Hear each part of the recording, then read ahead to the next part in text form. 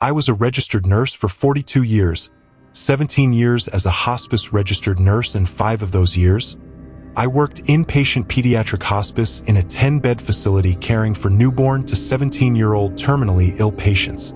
This was one of the most memorable patients for me professionally and personally, for the vast amount of love that was shared between the family and myself.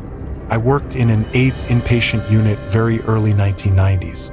One patient was a lovely woman who had given the disease to her husband and 2-year-old son. The mother was so sick and treatment was so scarce for the disease back then it was a death sentence.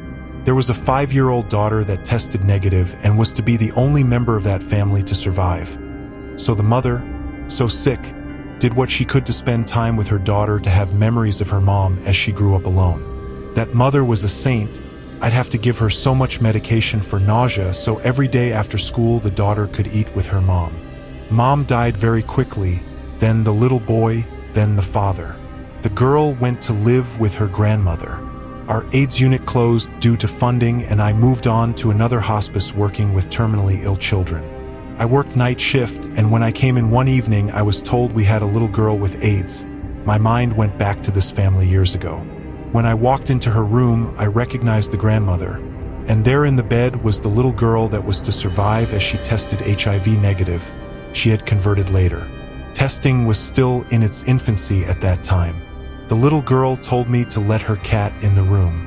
Her grandmother said she had no cat, but the girl insisted Oscar was waiting for her outside the glass door. I opened the door and in came a black cat, jumped up on the bed and curled up with the little girl.